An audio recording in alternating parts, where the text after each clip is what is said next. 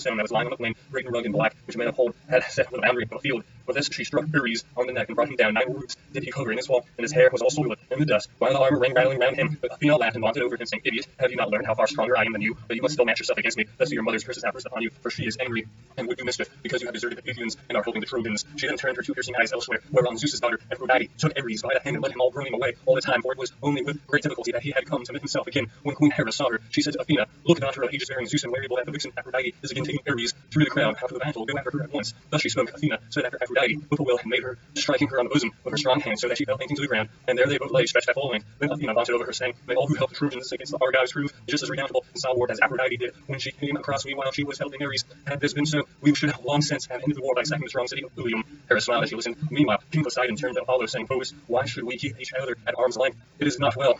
Now that others have begun fighting, it will be disgraceful to us that we return to Zeus's bronze-floored mansion on Olympus without having fought each other. Therefore, come on. You are the younger of the two, and I am not to attack you, for I am older and have not had more experience. Idiot, you have no sense, and forget how we two alone of all the gods fared heartily round about Ilium when we came from Zeus's house and worked for Laomedon a whole year at stated wage, and he gave us his orders. I built the Trojans and wall about their city, so wide and fair it might be impregnable, while you, Phoebus, herded cattle for him in the dales of many valleyed Pilla. When, however, the glad hours brought around the time of agreement, mighty Laomedon robbed us of our whole fire and sent us off with nothing but abuse. He threatened to bind us hand and foot and sell us over into some distant land. He tried, moreover, to cut off the ears of both of us, so we went away in rage furious about the payment he had promised us.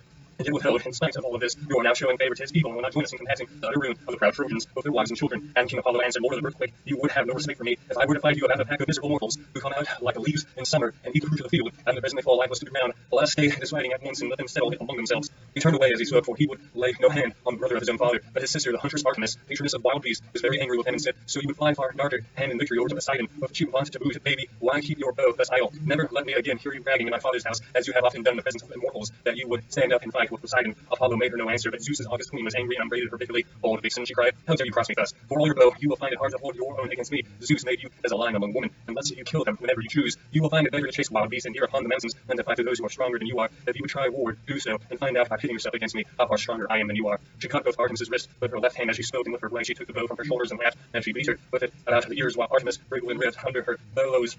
Her swift arrows were shed upon the ground, and she fled, weeping from under Hera's hand, as a dove that flies before a falcon to the cleft of some hollow rock. When it is her good fortune to escape, even so does she fly, weeping away, leaving her bow and arrows behind her. Then the slayer Argus, guide and guardian, said to Leto, "Leto, I shall not fight you. It is ill to come to blows with any of Zeus's wives. Therefore boast as you will among the mortals that you are worse than me in fair fight."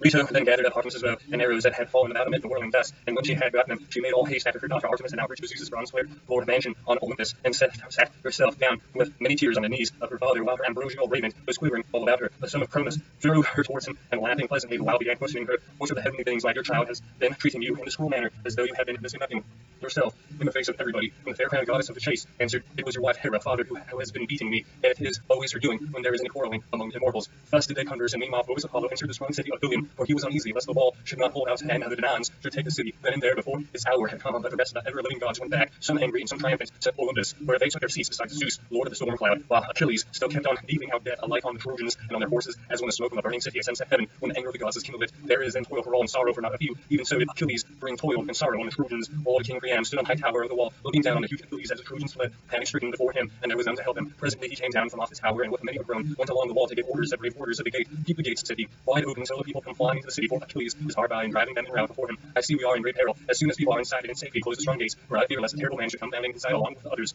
As he spoke, they drew back the bolts and opened the gates, and when these were opened, there was a haven of refuge for the Trojans. Apollo then came full speed out to the city to meet them and protect them. Life of the city and the high wall parched with thirst and grime with dust. Still they failed on, with Achilles wielding his spear furiously behind them, for he was as one possessed and was thirsting after glory. Then had the sons of Pyrrhus taken only the lofty gates of Troy. If Apollo had speared on Agenor, valiant and noble sons of Antor, he put courage into his heart and stood by his side to guard him, leaning against a beech tree, enshrouded in thick darkness. When Agenor saw Achilles, he stood still, and his heart was clouded with care. "Alas," said he to himself in his dismay, "if I fly before mighty Achilles and go where all the others are being driven in rout, he will nonetheless catch me and kill me for a coward. Howbeit, were I let Achilles drive the others before him, and then fly from the wall to the plain that is behind Ilium, till I reach the spurs of Ida, and can hide in the underwood that is thereon, I could then wash the sweat from off me in the river, and the evening return to Ilium. But why commune with myself in this way? Like even he would see me as I am hurrying from the city over the plain, and would speed after me till he had caught me. I should stand no chance against him from the mightiest of all mankind. What then, if I go out and meet him in the front of the city? This flesh too, I take it, can be pierced by pointed bronze. Life is the same in one and all, and then say that he is but mortal despite the triumph that Zeus, son of Cronus, vouchsafes him."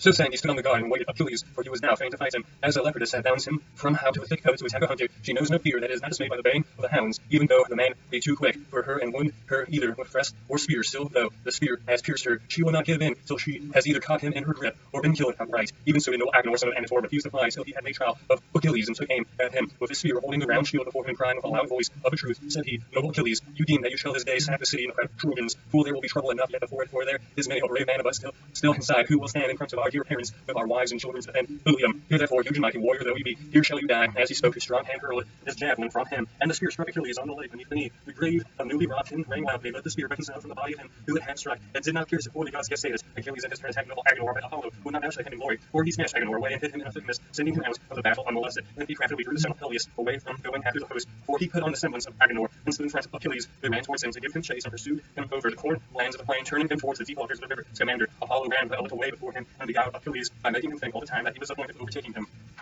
Meanwhile, the rabble of rousy Trojans was thankful to be crowd within the city till their numbers surrounded it. No longer did they dare wait for one another outside the city walls to learn who had escaped and who were fallen in fight, but all those feet and knees could still carry them, poured pell-mell into the town.